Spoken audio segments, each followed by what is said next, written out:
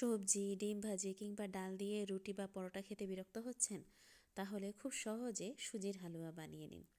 আমরা রুটির সাথে সুজির হালুয়াটা মাঝে মাঝে খাই একটু টেস্ট পরিবর্তনের জন্য। এটা খুব সহজেই তৈরি করি। কিভাবে তৈরি করি সেটা আজকে আপনাদের সাথে শেয়ার করছি। দেখতে পেয়েছেন আমি অলরেডি তাওয়া নিয়ে নিয়েছি এবং এখানে 4 টেবিল চামচ পরিমাণ ঘি দিয়ে দিয়েছি। সেই সাথে গোটা কয়েকটা গরম মশলা দিয়ে দিয়েছি। ঘি ঘি দিয়ে যে কোনো কিছু রান্নার ক্ষেত্রে একটা জিনিস খেয়াল করবেন, ঘি কিন্তু খুব বেশি তাপে নষ্ট হয়ে যায়, মানে ঘিয়ের ফ্লেভারটা নষ্ট হয়ে যায়। তাই ঘিয়ের ফ্লেভার যাতে নষ্ট না হয় সেদিকে খেয়াল করবেন। চুলাটা অল্প আঁচে রাখবেন। এবার কয়েকটা কাজু বাদাম দিয়ে আমি এটা রোস্ট হওয়া পর্যন্ত অপেক্ষা করব। এটা রোস্ট হওয়া হয়ে গেলে আমি এটাতে 1 কাপ পরিমাণ সুজি দিব।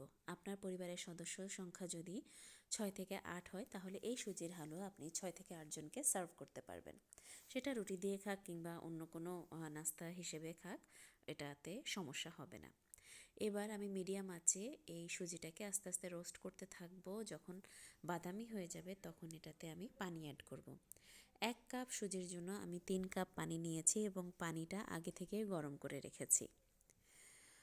আর সুজিতে আমি সামান্য পরিমাণ লবণ দিব। যে কোনো মিষ্টি খাবারে একটু লবণ দিলে দেখা যায় এটা স্বাদটা বেড়ে যায়।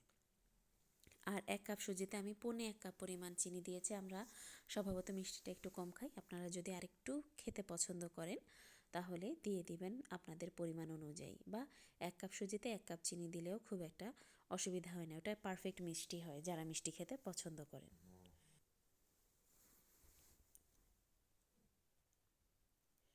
এইভাবে সারাক্ষণ কিন্তু নাড়তে থাকবো, এতে করে সুজিটা দলা পেকে যাবে না কিংবা এক সাইড খুব বেশি তাপ হয়ে যাবে, আবার আরেক সাইডে তাপ লাগবে না, সেরকমও হবে না।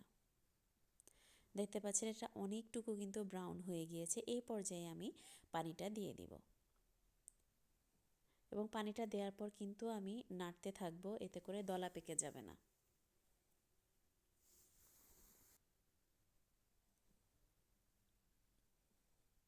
এটা সিম্পলি সুজির হালুয়া রেখেছি, চাইলে এটা দুধ দিয়েও করা যায়। সেটা দিয়ে আরেকদিন আরেকটা রেসিপি তৈরি করব, সেটা আপনাদেরকে পরে শেয়ার করব। আর এই হালুয়াটা খুব সহজে তৈরি করে সকালের নাস্তায় বা বিকালে মুড়ির সাথেও সার্ভ করতে পারেন, যদি মুড়ি খেতে সবাই পছন্দ করে তাহলে।